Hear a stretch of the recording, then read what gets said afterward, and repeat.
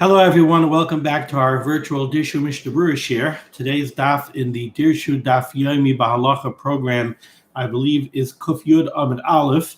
However, we are still unfortunately holding one day behind, so we are going to be learning Kuf Tes Amid Beis. And of course, we're in Mishnah Berurah Chelik Hey, and we're holding in the middle of Siman Taf Tzadik Ches.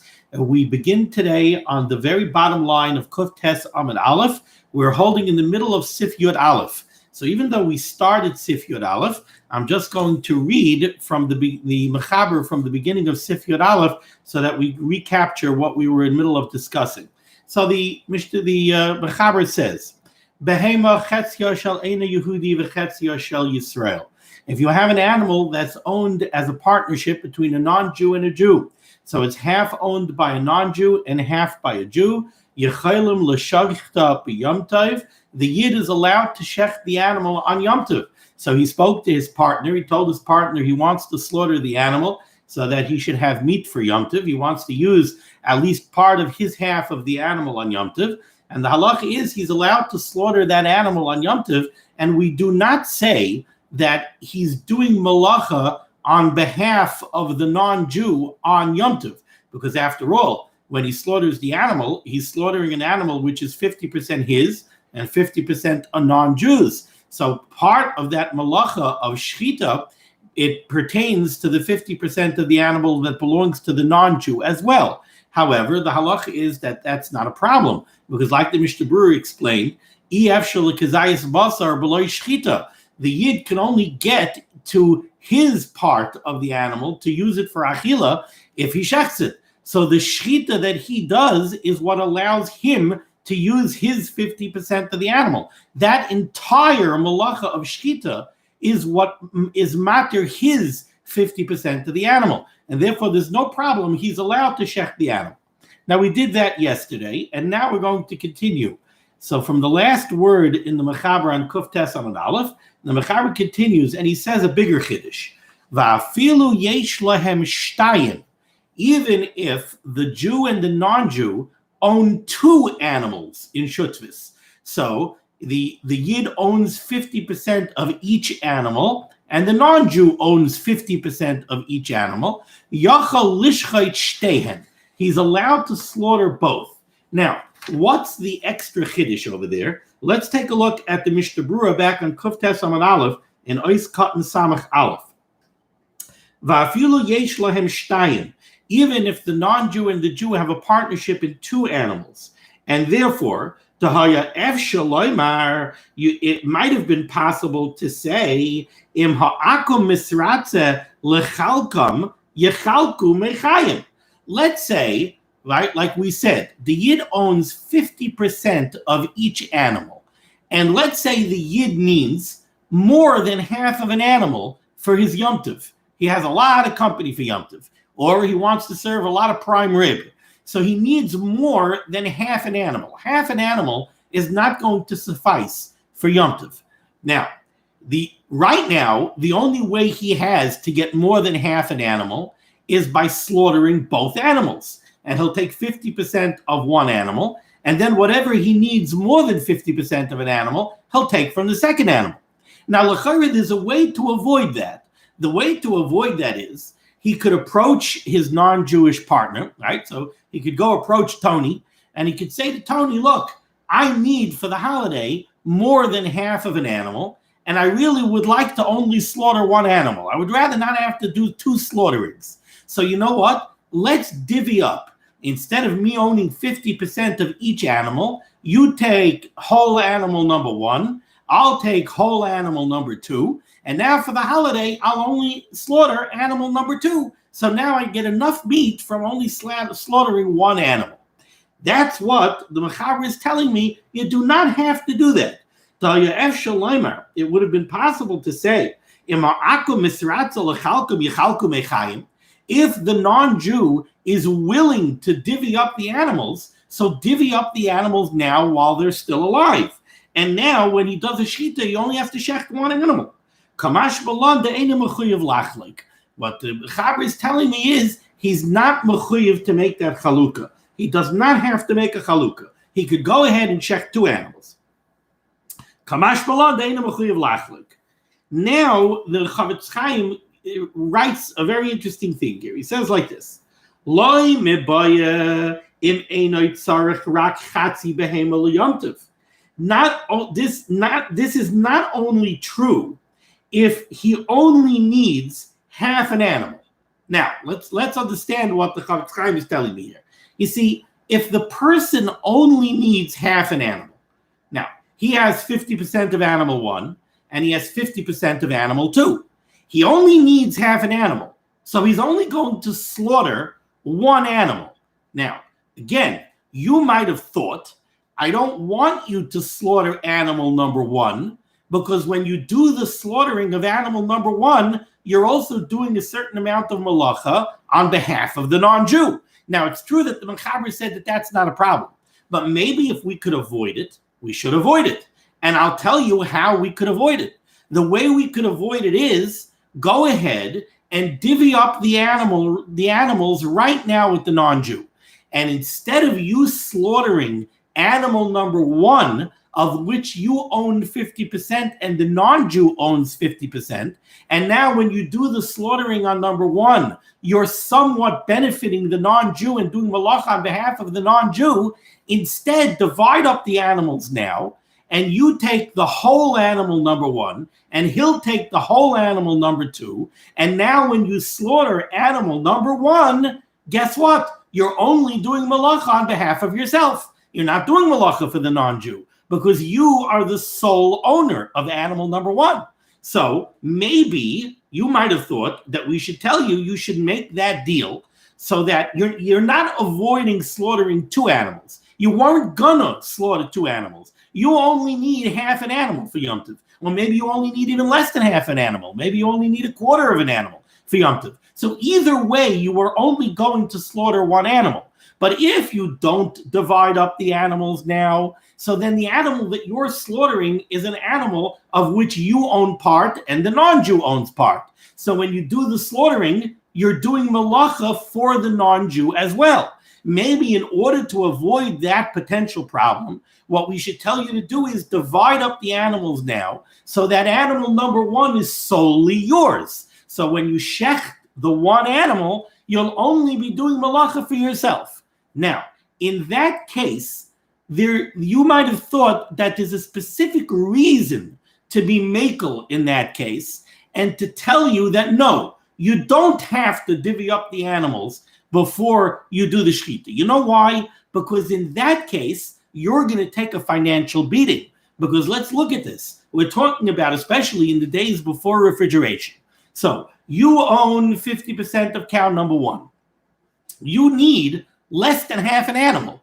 So if you slaughter an animal where you own half and Tony owns half, so you'll slaughter the animal, you'll take your half of an animal, and you'll use whatever you need, and you'll have some leftovers. But if we tell you that you have to divide up the animals before you do the shechita, so now you're going to give Tony the whole animal number 2, and you're going to be the sole owner of animal number 1. And the reason we're telling you to do that is because we don't want you to do a slaughtering to benefit Tony on Yom Tov. Now what's going to happen? Now you're going to shecht animal number 1. You're going to use a third of the animal or a quarter of the animal. And what's going to happen to the rest of the animal? It's all going to go limud. It's going to go to waste. So you're going to take a big financial beating. So that's why what the Chavetz Chaim says over here is, when the Mechaber tells you that even if you own 2 animals with Tony B'Shutvis, you're allowed to shecht both of them, the Chavetz Chaim is telling you now, not only is that true in a case where you only need half or less of an animal, and in that case, we understand why we're being makel on you, because you're going to take a financial beating if we're not makel on you. Let's see it in the words of the Chavetz Chaim. On the bottom line, this halacha of the Mechaber is not only true in einoi tzarich rak chatzi behema Yom Tov, we only need a half an animal or less for Yom Tov, and in that case, if you're going to divide up the animals before you do the shechita, so that you own 1 whole animal and Tony owns 1 whole animal, and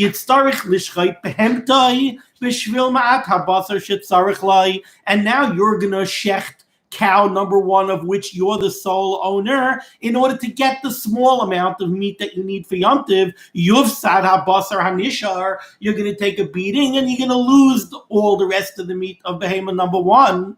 Not only in that case are we makel and allow you to shecht both, allow you to retain a 50% stake in the animal that you're going to shecht, so that the shechita that you do benefits Tony as well. Even if you need a full behemoth for Yom Tov. So again, you own behemoth number one and behemoth number two in Shutvis with Tony. You need a full behemoth on Yom Tov. So wait a second.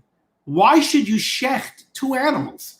Why should you do two shechitas so that you could get 50% from cow number one and 50% from cow number two?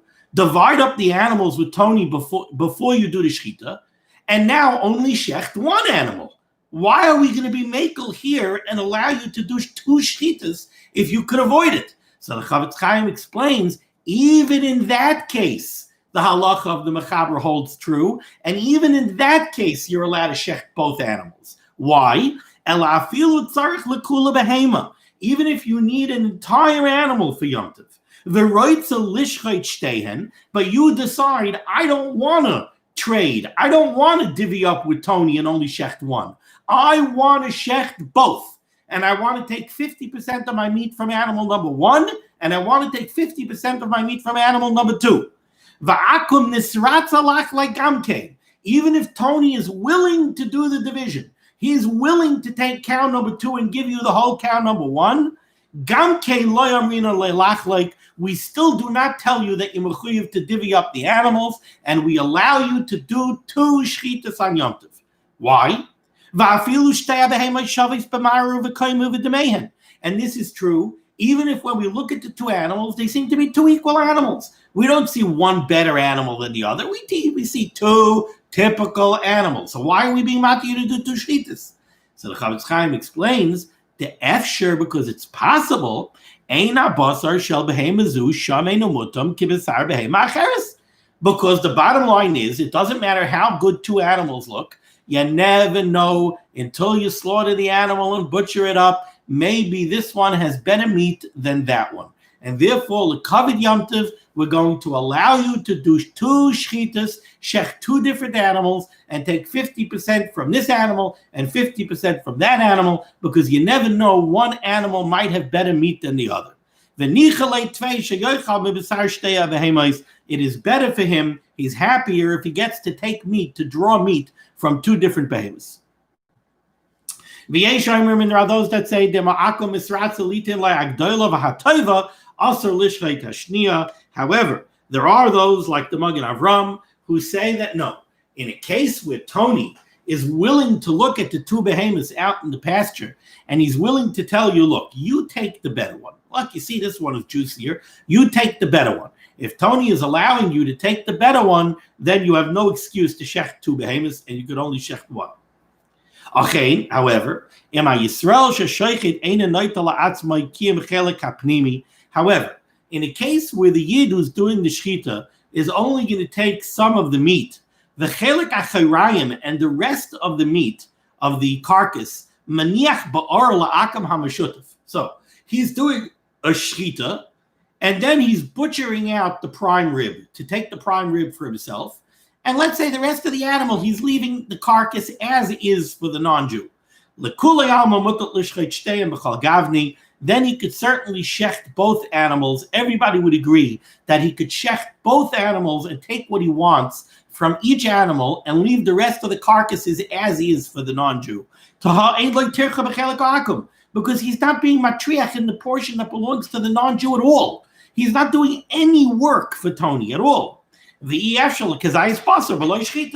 as far as the shechita is concerned, so that's like we said at the outset of the shir, we don't consider the shechita being malacha that you're doing on behalf of the guy, because you need the complete shechita for yourself. If you want to render even a kazayas of meat from this animal as being kosher la'achila, you got to do a full shechita. So you're not doing any malacha on behalf of the guy. Okay, I hope that was clear. It was a little complex. I hope it was clear. Now we go to Sif Yud Beis, top line of Kuf Tesam and Beis. Hashaychet behema b'Yom Tov. If somebody wants to do shechita on an animal on Yom Tov. Now, when you do shechita, one of the psulim that render a shechita pasul is chalada. Chalada is if you do anything that hides the knife, that covers up the chalif of the shechita knife while you're doing the shechita. And the problem is that when you do shechita, you're not allowed to dig under the skin and cut the simanim of the animal. You got to cut straight through. So we don't do anything that covers up the blade of the knife. And therefore, you need to expose the makam hashchita. The place on the throat where you're doing the shechita, you need to expose it. Now, what happens if you're dealing, let's say, with the behema daka, you're shechting a sheep, and it has wool, and the wool is thick. So the makam hashchita is covered up. And if you're going to take the knife and you're going to push the knife into the wool, now the knife is covered up, the blade is covered up, you have a problem. So you need to expose the makam hashchita. That's what we're going to be talking about over here in Sif Yud Beis and Sif Yud Gimel. So the Mechaber says, Hashaychet behema b'Yom Tov, if you shecht an animal on Yom Tov, Einoi rashay litloish hatzemer, you're not allowed to pluck the wool off of the neck of the animal, lasois makom lasakin, to make an exposed area for the blade of the knife. Ella, rather, mifanehu, and the Ramah puts in biyadai, mifanehu, you should clear away the makam hashchita biyadai with your hand, umoishchai elach ve'elach, and push the wool this way and that way. So you use your hand and you push away the wool to expose the makam hashchita. Ve'im nitlash, nitlash. And if while you're doing this, if while you're pushing away the wool with your hand, some of the wool happens to get plucked out, that's okay. It's eino miskaven. You have no interest in plucking wool. That's not what you're trying to do. You're just trying to expose the makam hashchita. So if it happens, and it's not an isser. Let's take a look at the Mishnah Berurah. Is cut in Samach Beis. The Mechaber said, "Eino rashay litloish hatzemer." You're not allowed to pluck the wool. Now, first of all, what would be the problem of plucking the wool? What isser is involved in plucking the wool? Says the Mishnah Berurah, to have the oiker davar migidulai. The isser of plucking the wool is the isser of oiker davar migidulai. Somebody who uproots something from its natural place of growth. So you have wool that's growing naturally here on the neck of the animal, and by plucking it, you're oiker davar migidulai. Now, oiker davar migidulai pashtus is a tolda of the av malach of kaitzer. Kaitzer is the av malach of harvesting. You go out to the field and you pluck a stalk of wheat, you're oiker davar migidulai. You're uprooting something from its place of growth. Now, in that case, it's the av malacha of kaitzer. But there's a tolda, which is any time you uproot something from its place of growth, that is considered oiker davar migidulai. Now, there is a shita in the Rishonim that holds that by balei chayim, by living animals, the isser of oiker davar migidulai is not a tolda of kaitzer, it's a tolda of geizes, of shearing. So it could be that this is a tolda of shearing, not a tolda of kaitzer, according to some. Now, so that's what the isser would be. The isser would be oiker davar migidulai. Now the Mishnah Berurah says, hold it. Va'aftahu kalacher yad, even though in this particular case, where what you're doing is you want to pluck the wool from the neck of the animal using your hand, that's a malacha that you're doing kalacher yad. Kalacher yad literally means with the back of your hand. What it means is you're doing a malacha, but you're not doing it kedarkoi. You're not doing it in its normal manner. The normal manner of taking wool off of a living animal is by shearing it with kalim. You shear it off the animal. You don't pluck it with your fingers. So therefore, the Mishnah Berurah points out, Va'aftahu kala'acher yad, even though the malacha that you're doing over here, this oiker davar migidulai, if you pluck wool off the neck of the animal to clear away a space for the shechita, is not the derech, the ein derech la'aser atzemer al yedei tlisha. It's not normal to remove the wool of an animal by plucking it, rak al yedei geziza. It's usually done by shearing,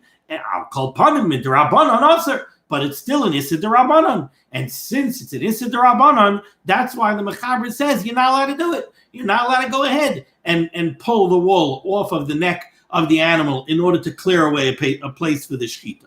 And Ois Cotton Samad Gimel, the Ramah put in the word biyadai. What should you do? You should clear away the makam hashchita by pushing the wool away with your hand.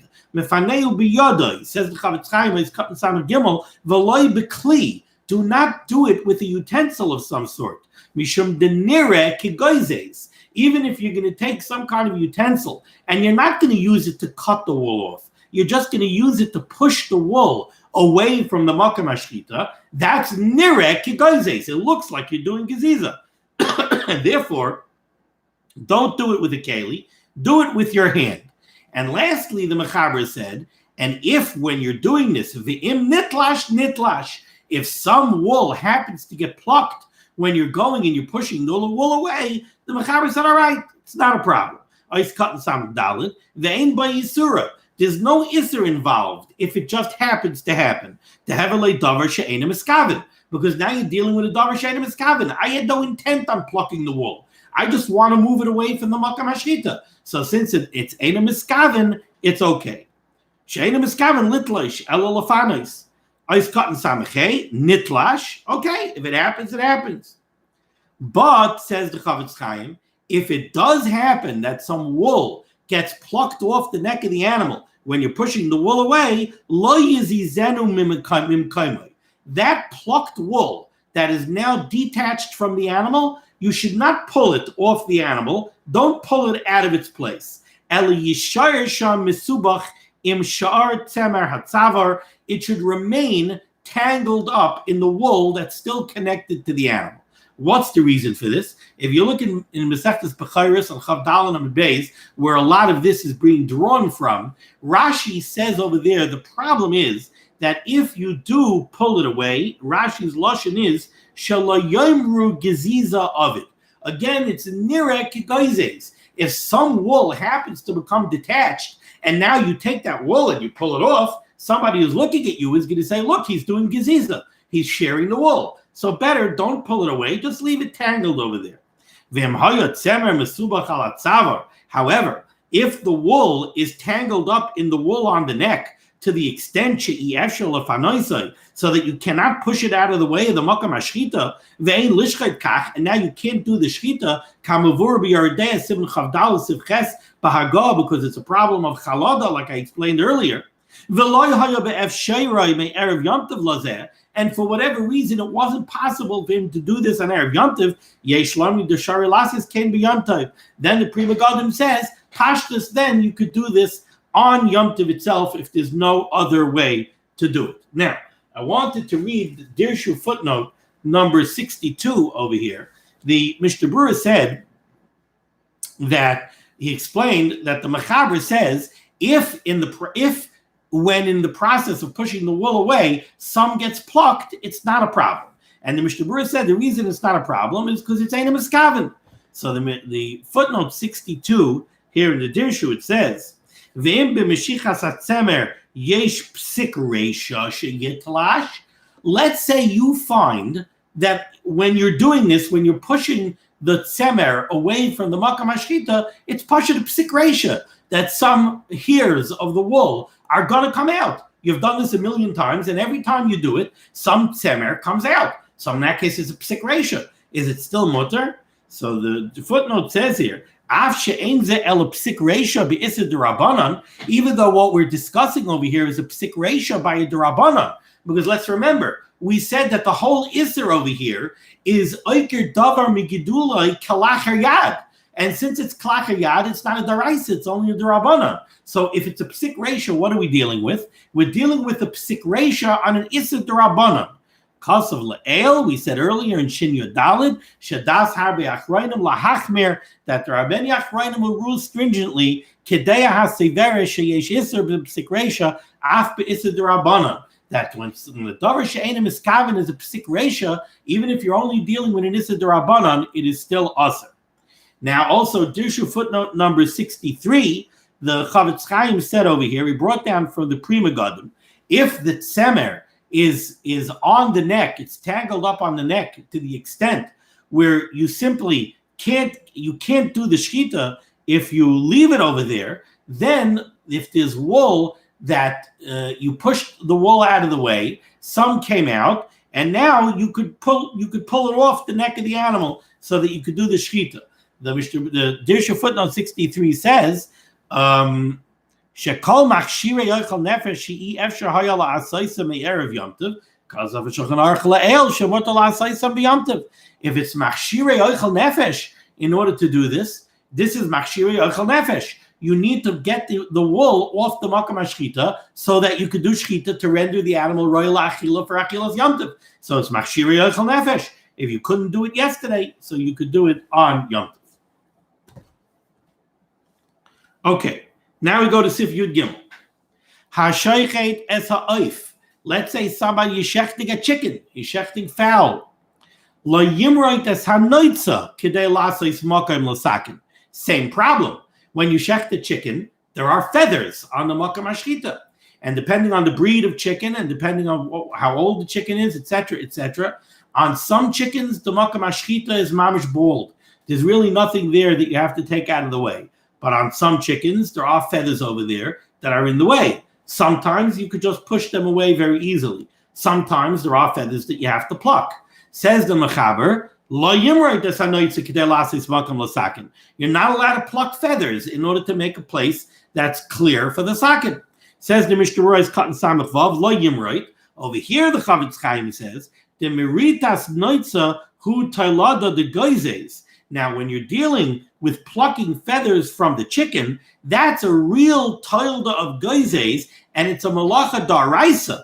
The oif darkoi bimerita, because a chicken you pluck by hand.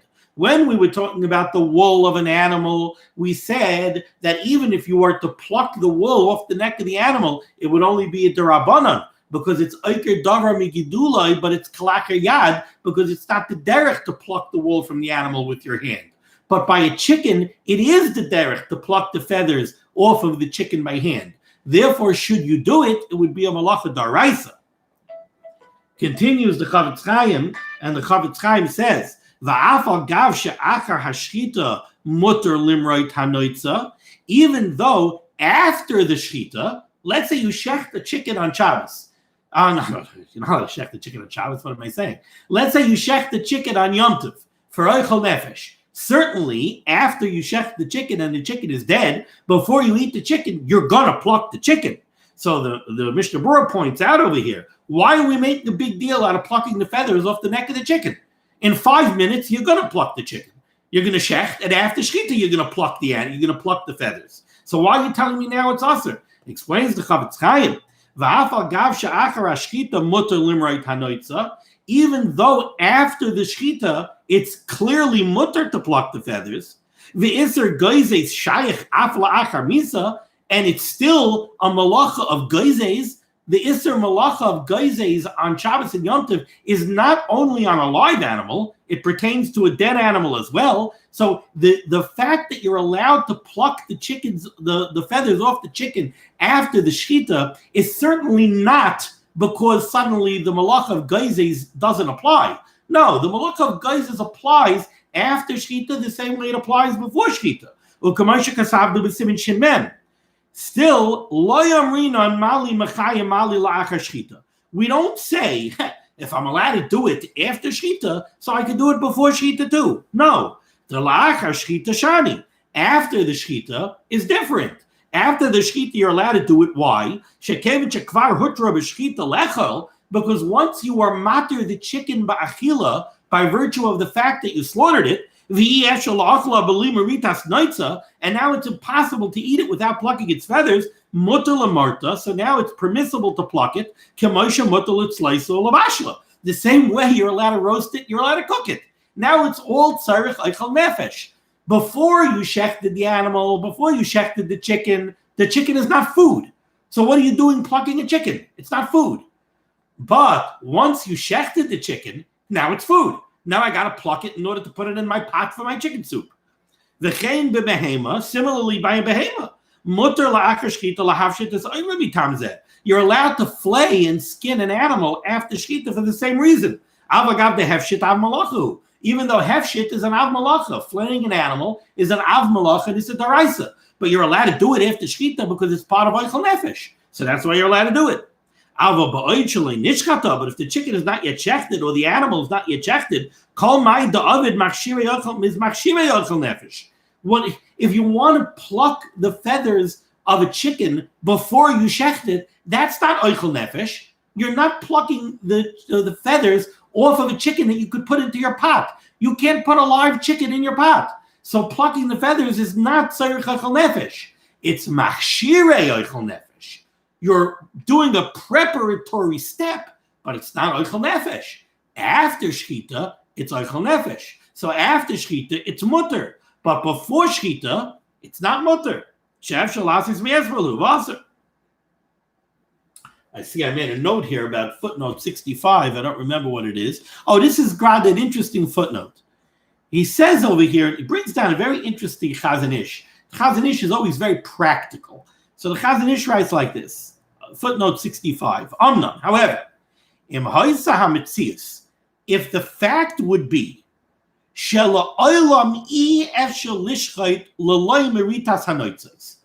told you earlier, chickens, I've seen many chickens, many of them you could shecht without plucking any feathers. The makam hashchita is bare.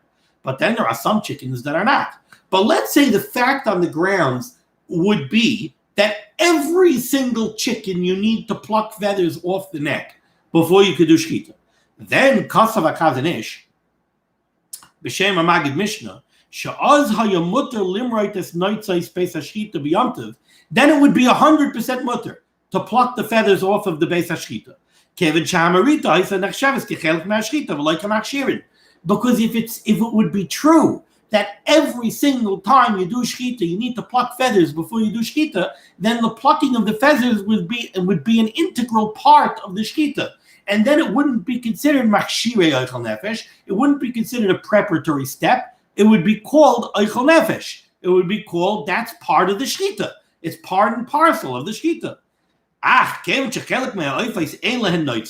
However, since the facts are that many of the chickens have no feathers over there at all, and then there are other chickens where you pluck the feathers beforehand, before Yom Tov. So then the plucking is not an integral part of the shechita. It's a separate act. And since you're not doing it to food before shechita the chicken is not food. Okay.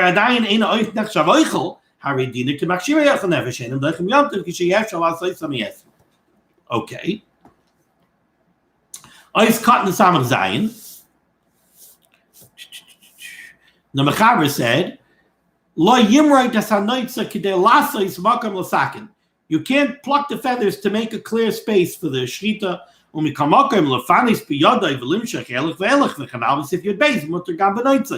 However, even though the Mechaber doesn't spell it out in Sif Yud Gimel, the same eitzah that the Mechaber gave in Sif Yud Beis with the wool of the animal, you could push the feathers away with your hand. And if a feather comes out, it comes out. Ice cut and samaches, la sakin. You're doing this in order to clear a path for the shechita knife. Hine bebeis Yosef. Now this is very interesting. Hine bebeis Yosef, in the Beis Yosef, hevi dasa Ramban. The Beis Yosef brings the opinion of the Ramban. Shem mekel bazeh. The Ramban is mekel on this whole halacha. And the Ramban really says exactly what the Mishnah Berurah and Ice Cut and Samach Vav said we do not say.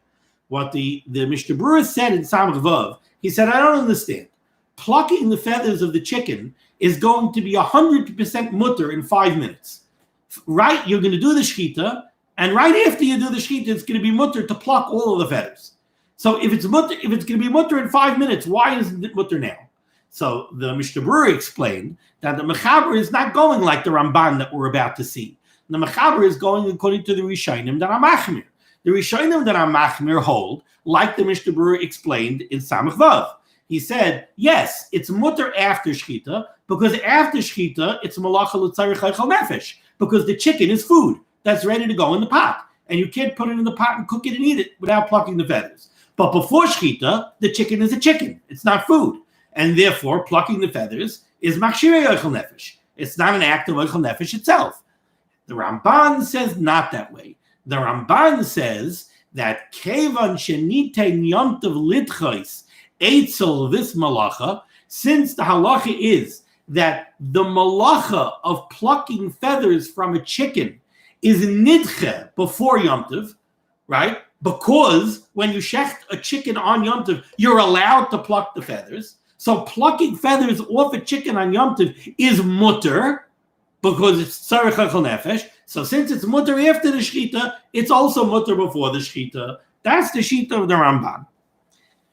However,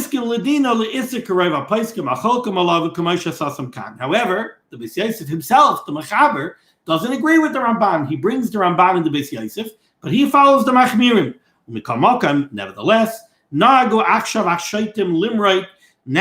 the sheikhtim, says the Mishnah Berurah, are noyegel kula, and they do pluck the feathers off of the chicken's neck. Because, and I think, I'm not 100% certain, but I think the way the Chavetz Chaim is writing this, he's combining two reasons to be makel. One is similarly to what we saw in the Chazon Ish that we brought down in the Dirshu footnote. You can't shecht without it. And if it's then maybe the plucking of the feathers becomes an integral part of the Maisa of shechita. And therefore it's not machshirei oichel nefesh, it's oichel nefesh. And they also does soimach on the Ramban, who's mekel in this whole halacha. Nevertheless, certainly if it's possible to do the shechita without plucking the feathers, and rather you do have the ability to push the feathers away with your hand, yesh lahachmer, you should be machmer v'chanal, like we saw previously. Okay, we're going to stop over here, and we will pick up Mirz Hashem after Shabbos with Sif Yudalid. Thank you so much for joining me for limud HaTorah. The Rebbe Shalom should be Megan on Gans Klal Yisrael.